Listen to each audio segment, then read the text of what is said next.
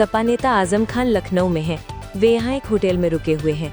गुरुवार को माफिया मुख्तार अंसारी के बड़े भाई और पूर्व विधायक सिबगतुल्ला अंसारी मिलने पहुंचे।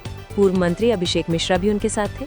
इस दौरान मीडिया ने आजम से इस मुलाकात और बिहार चुनाव पर सवाल किए। आजम ने कहा, 50 साल की सियासत के बावजूद लखनऊ में मेरी कोई कोठी नहीं है, इसलिए होटल में रहना पड़ रहा है।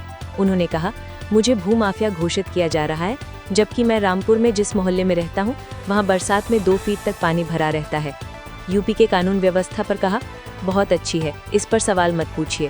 बिहार में पीएम के कट्टा वाले बयान कहा, हमारे यहाँ तो कट्टा बेचने वाले का बेटा विधायक बन गया, उसे कमांडोज मिले हुए हैं।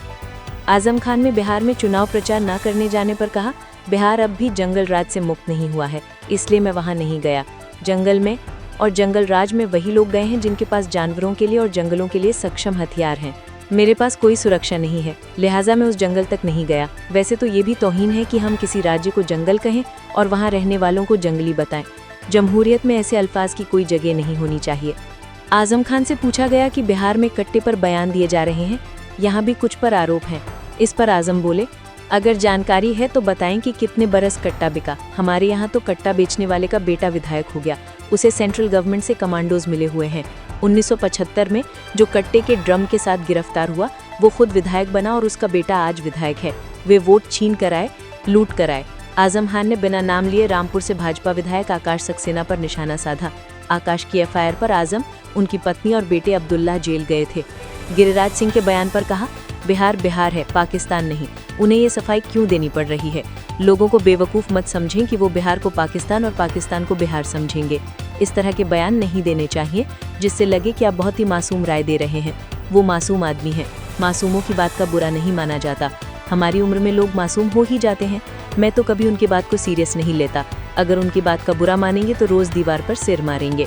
सरकार एनडीए की बनी तो क्या करेंगे, पर कहा कि जो भी आ जाएगा हम उसे सलाम करेंगे, जिसकी भी सत्ता आएगी हम उसे सलाम करेंगे। हम तो दबे हुए लूटे हुए हैं, हमारा तो सब कुछ मिटा दिया गया है।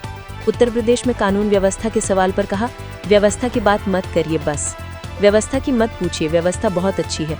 सीतापुर डायरी किताब के सवाल पर कहा, वो तो लिखने वाले से पूछिए, मुझे अंग्रेजी नहीं आती। आजम खान ने कहा, अगर मैं माफिया भूमाफिया हो सकता हूँ तो लखनऊ में भी मेरी ज़मीन होती। जिसने स्कूल चलाया, यूनिवर्सिटी चलाई, जिसके पास 50 साल की सियासत के बावजूद लखनऊ में एक कोठी नहीं है। रामपुर के उस मोहल्ले में रहता हूँ जहाँ बरसात में 2 फीट पानी भरा रहता है। जिसके घर में आईटी रेड पड़ी तो 35,000 रुपये नकद और 100 ग्राम सोना मिला। वो माफिया कैसे हो सकता है? दीवारें खोदकर वे लोग आ गए, हम कुछ छिपा भी नहीं सकते थे, सब सामने था।